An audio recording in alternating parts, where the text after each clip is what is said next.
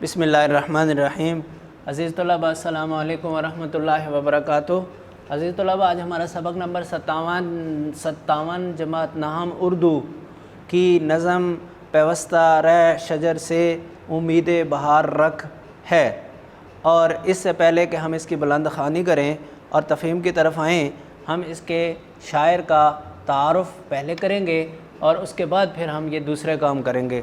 اور آپ جانتے ہیں کہ اس نظم کے شاعر علامہ محمد اقبال رحمۃ اللہ علیہ ہیں۔ علامہ اقبال 1877 عیسوی میں پیدا ہوئے اور 1938 میں ان کا انتقال ہوا۔ ہمارے قومی اور ملی شاعر، مفکر اور نظریہ پاکستان کے خالق علامہ محمد اقبال سیالکوٹ میں پیدا ہوئے۔ آپ دیکھیں کہ 3 القابات دیے ہیں ان کو لکھنے والے نے: قومی شاعر، ملی شاعر، مفکر پاکستان اور نظریہ پاکستان کے خالق۔ مفکر پاکستان اور نظریہ پاکستان ایک ہی چیز ہے، نظریہ پاکستان کے خالق ہوں یا مفکر ہوں۔ تو قومی شاعر کیسے ہیں اور ملی شاعر کیسے ہیں؟ دراصل مسلمانوں کی 2 حیثیتیں ہیں۔ ایک تو یہ قوم، ایک حیثیت کے مطابق یہ قوم ہے اور ایک کے مطابق یہ ملت ہے۔ قوم تو ساری قوموں کے ساتھ شمولیت کے اعتبار سے ہے کہ یورپینز کا نظریہ ہے کہ قوم کیا ہوتی ہے؟ ایک علاقے کے رہنے والے لوگ ایک قوم ہیں، ایک خطے کے رہنے والے لوگ ایک قوم ہیں، کالے ایک قوم ہیں، گورے ایک قوم ہیں، عربی ایک قوم ہے، اجمی ایک قوم ہے۔ لیکن اس اعتبار سے ہم قوم بھی ہیں، لیکن ہمارے دین نے اور نبی پاک صلی اللہ علیہ وسلم نے یہ نہیں بیان کیا، بلکہ آپ نے جو نظریہ پیش کیا اور جو بنیاد فراہم کی وہ ہے کلمہ لا الہ الا اللہ محمد رسول اللہ کا زبان سے اقرار اور دل سے تصدیق۔ جس نے یہ کر لیا، وہ چاہے کالا ہو یا گورا، عربی ہو یا اجمی، اور یا دنیا کے کسی کونے میں رہنے والا ہو، امیر ہو یا غریب، وہ ایک قوم میں شامل ہے اور وہ ہے مسلمان قوم۔ اور اس حیثیت سے پھر یہ مسلمان قوم ملت کہلائی، دینی کی بنیاد کے اعتبار سے یہ ملت ہے، اور دنیا والوں نے جو قوم کی تشکیل کا نظریہ پیش کیا اس کے اعتبار سے یہ قوم ہے۔ تو اس کو من حیث القوم بھی اس کی رہنمائی، شاعرانہ رہنمائی علامہ اقبال نے کی، اور ملت کے ہونے کی حیثیت سے بھی انہوں نے رہنمائی کی، اس لیے یہ قومی شاعر بھی ہیں اور ملی شاعر بھی ہیں۔ مفکر پاکستان ہیں۔ مفکر کا مطلب ہوتا ہے سوچ و فکر کرنے والا، نظریہ دینے والا۔ تو نظریہ پاکستان بھی علامہ محمد اقبال نے پیش کیا تھا، اس لیے مفکر بھی کہا اور نظریہ پاکستان کے خالق بھی کہا۔ کہتے ہیں کہ یہ سیالکوٹ میں پیدا ہوئے۔ آپ کے والد کا نام شیخ نور محمد تھا۔ آپ نے ابتدائی تعلیم سیالکوٹ سے حاصل کی، گورنمنٹ کالج لاہور سے فلسفے میں ایم اے کیا، اعلیٰ تعلیم کے لیے یورپ گئے، وہاں سے بار ایٹ لا اور ڈاکٹریٹ کی ڈگریاں حاصل کیں۔ بار ایٹ لا اور یہ قانون کی ڈگری ہے، اور ڈاکٹریٹ یعنی پی ایچ ڈی کی۔ وطن واپسی پر وکالت کا پیشہ اختیار کیا، اور 1930 میں خطبہ الہ آباد میں مسلمانوں کے لیے ایک الگ ملک کا نظریہ پیش کیا، اس لیے نظریہ پاکستان کے خالق کہا۔ 1938 میں انتقال کیا اور لاہور میں شاہی مسجد کے قریب دفن ہوئے۔ علامہ اقبال نے اردو، فارسی دونوں زبانوں میں پر اثر اور پرسوز شاعری کی۔ پر اثر کرنے والی اور پرسوز درد دینے والی، درد رکھنے والی۔ تو بھائی بچوں، علامہ اقبال کا کوئی بھی آپ شعر پڑھیں تو ان سے یہ دونوں چیزیں آپ کو ضرور ملیں گی۔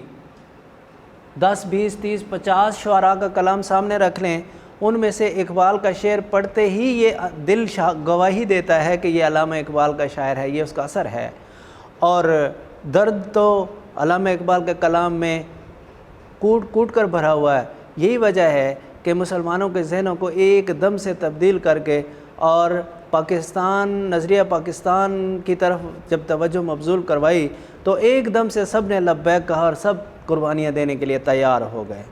انہوں نے اپنی شاعری کا آغاز غزل گوئی سے کیا، غزل لکھنے اور پڑھنے سے، مگر بعد میں زیادہ تر توجہ نظم نگاری کی جانب مبذول کر دی، زیادہ تر توجہ نظم لکھنے کے لیے کی طرف موڑ دی، کیونکہ قوم تک اپنا پیغام پہنچانے کا یہ زیادہ مؤثر ذریعہ تھا نظم، کیونکہ نظم کا ایک عنوان ہوتا ہے اور ایک عنوان کو پھر ایک شعر میں اور طرح سے، دوسرے میں اور طرح سے، تیسرے میں اس کے مختلف پہلو اس میں ان کو اجاگر کیا جاتا ہے، اور بات خوب سمجھ میں آتی ہے۔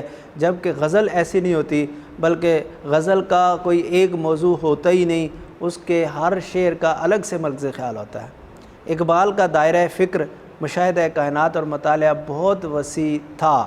اقبال کی سوچ کا دائرہ، علامہ محمد اقبال کی سوچ کا دائرہ اور کائنات کا مشاہدہ اور اس کا مطالعہ، یہ کہتے ہیں کہ بہت وسیع تھا۔ مطالعہ اور مطالعہ دونوں تلفظ درست ہیں بچوں۔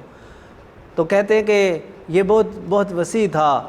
آپ اللہ تعالیٰ اور اس کے رسول صلی اللہ علیہ وسلم کے سچے عاشق تھے، اور اس چاہت و عقیدت کا اظہار جا بجا ان کے کلام میں دکھائی دیتا ہے، اور اس چاہت اور عقیدت کا اظہار ان کے کلام میں جگہ جگہ دکھائی دے رہا ہے۔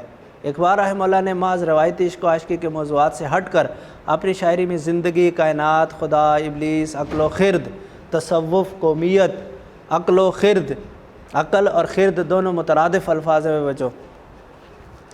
اچھا، تصوف اصلاح کا سلسلہ، تصوف اصلاح کے سلسلے مروجہ 4 ہیں نا، نقشبندی، سہروردی، چشتی اور قادری۔ تصوف کہتے ہیں اصلاح کے سلسلے کو، تو اس کے بارے میں بھی، پھر قومیت کے بارے میں بھی، مرد مومن یعنی مومن انسان، ایمان لانے والا انسان، سیاست و مملکت اور خودی و بے خودی کا فلسفہ پیش کیا۔ سبھی بچوں کتنے، کائنات، خدا، ابلیس، عقل و خرد، تصوف، قومیت، مرد مومن، سیاست و مملکت اور خودی و بے خودی کا فلسفہ پیش کیا۔ خودی اور بے خودی یہ اصل میں اصطلاحات ہیں جو انہوں نے اپنی کلام میں استعمال کیے ہیں۔ ان میں اللہ تعالیٰ کو خدا کہا، ابلیس شیطان کو کہا، عقل و خرد کے حوالے سے کہ انسان کی عقل اور عقل از خود کیا چیز ہے، پھر تصوف کے بارے میں کہ انسان کے لیے اصلاح کا سلسلہ یہ کتنا ضروری ہے، پھر قومیت کی تشکیل، یہ وہ جو پہلے 2 نظریے میں نے آپ کو بتائے وہ دونوں، پھر اسی طرح مرد مومن، ایمان لانے والا انسان، اس کی کیا قیمت اور مرتبہ ہے، اس کو بھی خوب بیان کیا۔ پھر سیاست و مملکت یعنی بادشاہت اور سیاست، اس کو بیان کیا، اور پھر خودی و بے خودی کا فلسفہ، اس خودی اور بے خودی کو بھی خوب بیان کیا۔ فلسفہ کہتے ہیں حق کی تلاش کو، تو یعنی اس میں حق بیان کیا۔ تو خودی اور بے خودی کیا ہے؟ خودی اور بے خودی کے بہت سارے بچوں معانی و مفاہیم لکھے ہوئے ہیں، اور ایک یہاں کی مناسبت سے جو آسان ہے وہ میں آپ کو بتاتا ہوں۔ خودی اور بے خودی کا معنی یہ ہے کہ خود اعتمادی اور بے خودی اپنے اوپر اعتماد نہ کر سکنا۔ تو اپنے اوپر اعتماد کا فائدہ اور اپنے اوپر اعتماد نہ کر سکنے کا نقصان، یہ بھی اس کو بھی خوب بیان کیا۔ اس میں کوئی شک نہیں کہ اقبال جیسا عظیم شاعر و فلسفی آج تک پیدا نہ ہو سکا۔ بانگ درا، بال جبریل، ضرب کلیم، ان کی اردو شاعری کی کتابیں ہیں۔ بانگ درا گھنٹی کی آواز، بال جبریل کے پر، اور ضرب کلیم موسیٰ علیہ السلام کے عصا کا ضرب وار کو کہتے ہیں۔ تو یہ نام رکھے ہیں اپنی تصنیفات کے، ان کے پیچھے کیا کیا فلسفہ ہے یہ بات ذرا لمبی ہے۔ اور ان کے اردو شاعری، یہ تو ہیں ان کی اردو شاعری کی کتابیں۔ ارمغان حجاز میں بھی کچھ اردو نظمیں بھی شامل ہیں، اور اس کا غالب حصہ فارسی میں ہے۔ فارسی کے دیگر شعری مجموعوں میں پیام مشرق کا پیغام یعنی دین کا پیغام، کیونکہ مشرق اور مغرب دو اصطلاحیں، میں نے آپ کو بتایا مغربی اصطلاح یورپی نظریے کو کہا جاتا ہے، اور مشرقی پیغام یا مشرقی نظریہ یہ اسلام کے نظریے کو کہا جاتا ہے۔ اس کے بعد جاوید نامہ لکھا، اپنے ان کا بیٹے تھے جاوید، ان کے نام جو کچھ لکھا اس کو جاوید نامہ کے نام سے چھپا دیا۔ زبور عجم اور رموز بے خودی اور اسرار خودی، رموز و اسرار، باریکیاں اور پوشیدگیاں، تو یہ ان کی تصنیفات ہیں۔ اور بچوں میں نے آپ کو پہلے بھی یہ بتایا ہے کہ 3-4 چیزیں ہی ہوتی ہیں شاعر کے تعارف میں، جیسے یہ تصنیفات ہیں، جیسے اقبال کا ذاتی تعارف ہے، یا ان کی وجہ شہرت ہے، یا ان کے والد کا نام، پیدائش کی جگہ، اور یا پھر ان کی تاریخ پیدائش اور وفات۔ یہ MCQs اس میں سے آتے ہیں تو اسی طرح کے آتے ہیں. آپ نے ان چیزوں کو ملحوظ رکھتے ہوئے اسے ذہن نشین کرنا ہے. اللہ آپ کا حامی و ناصر ہو. والسلام علیکم ورحمۃ اللہ وبرکاتہ. بسم اللہ الرحمن الرحیم. عزیز طلباء السلام علیکم ورحمۃ اللہ وبرکاتہ. عزیز طلباء آج ہمارا سبق نمبر 57 جماعت نہم اردو کی نظم پیوستہ رہ شجر سے امید بہار رکھ ہے. اور اس سے پہلے کہ ہم اس کی بلند خوانی کریں اور تفہیم کی طرف آئیں، ہم اس کے شاعر کا تعارف پہلے کریں گے اور اس کے بعد پھر ہم یہ دوسرے کام کریں گے. اور آپ جانتے ہیں کہ اس نظم کے شاعر علامہ محمد اقبال رحمۃ اللہ علیہ ہیں. علامہ اقبال 1877 عیسوی میں پیدا ہوئے اور 1938 میں ان کا انتقال ہوا. ہمارے قومی اور ملی شاعر، مفکر اور نظریہ پاکستان کے خالق علامہ محمد اقبال سیالکوٹ میں پیدا ہوئے. آپ دیکھیں کہ 3 القابات دیے ہیں ان کو لکھنے والے نے: قومی شاعر، ملی شاعر، مفکر پاکستان اور نظریہ پاکستان کے خالق. مفکر پاکستان اور نظریہ پاکستان ایک ہی چیز ہے، نظریہ پاکستان کے خالق ہوں یا مفکر ہوں. تو قومی شاعر کیسے ہیں اور ملی شاعر کیسے ہیں؟ دراصل مسلمانوں کی 2 حیثیتیں ہیں. ایک تو یہ قوم، ایک حیثیت کے مطابق یہ قوم ہے اور ایک کے مطابق یہ ملت ہے. قوم تو ساری قوموں کے ساتھ شمولیت کے اعتبار سے ہے کہ یورپینز کا نظریہ ہے کہ قوم کیا ہوتی ہے. ایک علاقے کے رہنے والے لوگ ایک قوم ہیں، ایک خطے کے رہنے والے لوگ ایک قوم ہیں، کالے ایک قوم ہیں، گورے ایک قوم ہیں، عربی ایک قوم ہے، اجمی ایک قوم ہے. لیکن اس اعتبار سے ہم قوم بھی ہیں، لیکن ہمارے دین نے اور نبی پاک صلی اللہ علیہ وسلم نے یہ نہیں بیان کیا، بلکہ آپ نے جو نظریہ پیش کیا اور جو بنیاد فراہم کی وہ ہے کلمہ لا الہ الا اللہ محمد رسول اللہ کا زبان سے اقرار اور دل سے تصدیق. جس نے یہ کر لیا، وہ چاہے کالا ہو یا گورا، عربی ہو یا اجمی، اور یا دنیا کے کسی کونے میں رہنے والا ہو، امیر ہو یا غریب، وہ ایک قوم میں شامل ہے اور وہ ہے مسلمان قوم. اور اس حیثیت سے پھر یہ مسلمان قوم ملت کہلائی. دینی کی بنیاد کے اعتبار سے یہ ملت ہے، اور دنیا والوں نے جو قوم کی تشکیل کا نظریہ پیش کیا اس کے اعتبار سے یہ قوم ہے. تو اس کو من حیث القوم بھی اس کی رہنمائی، شاعرانہ رہنمائی علامہ اقبال نے کی، اور ملت کے ہونے کی حیثیت سے بھی انہوں نے رہنمائی کی. اس لیے یہ قومی شاعر بھی ہیں اور ملی شاعر بھی ہیں. مفکر پاکستان ہیں. مفکر کا مطلب ہوتا ہے سوچ و فکر کرنے والا، نظریہ دینے والا. تو نظریہ پاکستان بھی علامہ محمد اقبال نے پیش کیا تھا، اس لیے مفکر بھی کہا اور نظریہ پاکستان کے خالق بھی کہا. فرمایا، کہتے ہیں کہ یہ سیالکوٹ میں پیدا ہوئے. آپ کے والد کا نام شیخ نور محمد تھا. آپ نے ابتدائی تعلیم سیالکوٹ سے حاصل کی. گورنمنٹ کالج لاہور سے فلسفے میں MA کیا. اعلیٰ تعلیم کے لیے یورپ گئے، وہاں سے بار ایٹ لا اور ڈاکٹریٹ کی ڈگریاں حاصل کیں. بار ایٹ لا اور یہ قانون کی ڈگری ہے، اور ڈاکٹریٹ یعنی PhD کی. وطن واپسی پر وکالت کا پیشہ اختیار کیا، اور 1930 میں خطبہ الہ آباد میں مسلمانوں کے لیے ایک الگ ملک کا نظریہ پیش کیا. اس لیے خالق نظریہ پاکستان کے خالق کہا. 1938 میں انتقال کیا اور لاہور میں شاہی مسجد کے قریب دفن ہوئے. علامہ اقبال نے اردو، فارسی دونوں زبانوں میں پر اثر اور پرسوز شاعری کی. پر اثر کرنے والی، اور پرسوز درد دینے والی، درد رکھنے والی. تو بھائی بچوں، علامہ اقبال کا کوئی بھی آپ شعر پڑھیں تو ان سے یہ دونوں چیزیں آپ کو ضرور ملیں گی. 10 20 30 50 شعراء کا کلام سامنے رکھ لیں، ان میں سے اقبال کا شعر پڑھتے ہی یہ دل گواہی دیتا ہے کہ یہ علامہ اقبال کا شاعر ہے، یہ اس کا اثر ہے. اور درد تو علامہ اقبال کے کلام میں کوٹ کر بھرا ہوا ہے. یہی وجہ ہے کہ مسلمانوں کے ذہنوں کو ایک دم سے تبدیل کر کے اور نظریہ پاکستان کی طرف جب توجہ مبذول کروائی تو ایک دم سے سب نے لبیک کہا اور سب قربانیاں دینے کے لیے تیار ہو گئے. انہوں نے اپنی شاعری کا آغاز غزل گوئی سے کیا، غزل لکھنے اور پڑھنے سے، مگر بعد میں زیادہ تر توجہ نظم نگاری کی جانب مبذول کر دی، زیادہ تر توجہ نظم لکھنے کے لیے کی طرف موڑ دی.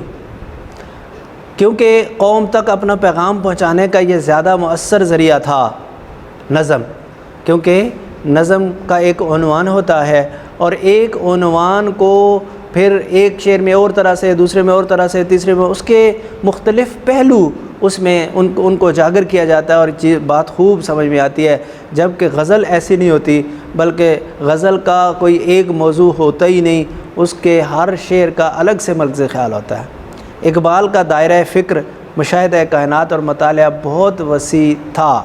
اقبال کی سوچ کا دائرہ، علامہ محمد اقبال کی سوچ کا دائرہ اور کائنات کا مشاہدہ اور اس کا مطالعہ، یہ کہتے ہیں کہ بہت وسیع تھا۔ مطالعہ اور مطالعہ دونوں تلفظ درست ہیں بچوں۔ تو کہتے ہیں کہ یہ بہت وسیع تھا۔ آپ اللہ تعالیٰ اور اس کے رسول صلی اللہ علیہ وسلم کے سچے عاشق تھے، اور اس چاہت و عقیدت کا اظہار جا بجا ان کے کلام میں دکھائی دیتا ہے، اور اس چاہت اور عقیدت کا اظہار ان کے کلام میں جگہ جگہ دکھائی دے رہا ہے۔ اقبال رحمہ اللہ نے محض روایتی عشق و عاشقی کے موضوعات سے ہٹ کر اپنی شاعری میں زندگی، کائنات، خدا، ابلیس، عقل و خرد، تصوف، قومیت، عقل اور خرد دونوں مترادف الفاظ ہیں بچوں۔ اچھا، تصوف اصلاح کا سلسلہ، تصوف اصلاح کے سلسلے مروجہ 4 ہیں نا، نقشبندی، سہروردی، چشتی اور قادری۔ تصوف کہتے ہیں اصلاح کے سلسلے کو، تو اس کے بارے میں بھی، پھر قومیت کے بارے میں بھی، مرد مومن یعنی مومن انسان، ایمان لانے والا انسان، سیاست و مملکت اور خودی و بے خودی کا فلسفہ پیش کیا۔ تبھی بچوں کتنے، کائنات، خدا، ابلیس، عقل و خرد، تصوف، قومیت، مرد مومن، سیاست و مملکت اور خودی و بے خودی کا فلسفہ پیش کیا۔ خودی اور بے خودی یہ اصل میں اصطلاحات ہیں جو انہوں نے اپنے کلام میں استعمال کیے ہیں۔ ان میں اللہ تعالیٰ کو خدا کہا، ابلیس شیطان کو کہا، عقل و خرد کے حوالے سے کہ انسان کی عقل اور عقل از خود کیا چیز ہے، پھر تصوف کے بارے میں کہ انسان کے لیے اصلاح کا سلسلہ یہ کتنا ضروری ہے، پھر قومیت کی تشکیل، یہ وہ جو پہلے 2 نظریے میں نے آپ کو بتائے وہ دونوں، پھر اسی طرح مرد مومن، ایمان لانے والا انسان، اس کی کیا قیمت اور مرتبہ ہے، اس کو بھی خوب بیان کیا۔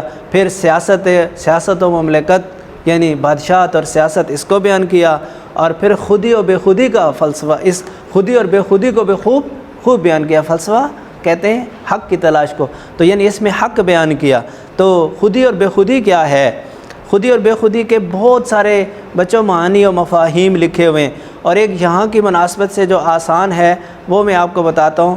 خودی اور بے خودی کا معنی یہ ہے کہ خود اعتمادی اور بے خودی اپنے اوپر اعتماد نہ کر سکنا۔ تو اپنے اوپر اعتماد کا فائدہ اور اپنے اوپر اعتماد نہ کر سکنے کا نقصان، یہ بھی اس کو بھی خوب بیان کیا۔ اس میں کوئی شک نہیں کہ اقبال جیسا عظیم شاعر و فلسفی آج تک پیدا نہ ہو سکا۔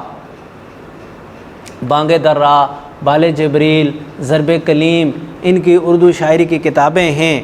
بانگ درا گھنٹی کی آواز، بال جبریل کے پر، اور ضرب کلیم موسیٰ علیہ السلام کے عصا کا ضرب وار کو کہتے ہیں۔ تو یہ نام رکھے ہیں اپنی تصنیفات کے، ان کے پیچھے کیا کیا فلسفہ ہے یہ بات ذرا لمبی ہے۔ اور ان کے اردو شاعری، یہ تو ہیں ان کے اردو شاعری کی کتابیں۔ ارمغان حجاز میں بھی کچھ اردو نظمیں بھی شامل ہیں، اور اس کا غالب حصہ فارسی میں ہے۔ فارسی کے دیگر شعری مجموعوں میں پیام مشرق کا پیغام یعنی دین کا پیغام، کیونکہ مشرق اور مغرب دو اصطلاحیں میں نے آپ کو بتایا۔ مغربی اصطلاح یورپی نظریے کو کہا جاتا ہے، اور مشرقی پیغام یا مشرقی نظریہ یہ اسلام کے نظریے کو کہا جاتا ہے۔ اس کے بعد جاوید نامہ لکھا، اپنے ان کا بیٹے تھے جاوید، ان کے نام جو کچھ لکھا اس کو جاوید نامہ کے نام سے چھپا دیا۔ زبور عجم اور رموز بے خودی اور اسرار خودی، رموز و اسرار، باریکیاں اور پوشیدگیاں، تو یہ ان کی تصنیفات ہیں۔ اور بچوں میں نے آپ کو پہلے بھی یہ بتایا ہے کہ 3-4 چیزیں ہی ہوتی ہیں شاعر کے تعارف میں، جیسے یہ تصنیفات ہیں، جیسے اقبال کا ذاتی تعارف ہے، یا ان کی وجہ شہرت ہے یا ان کے والد کا نام، پیدائش کی جگہ، اور یا پھر ان کی تاریخ پیدائش اور وفات۔ یہ MCQs اس میں سے آتے ہیں تو اسی طرح کے آتے ہیں۔ آپ نے ان چیزوں کو ملحوظ رکھتے ہوئے اسے ذہن نشین کرنا ہے۔ اللہ آپ کا حامی و ناصر ہو۔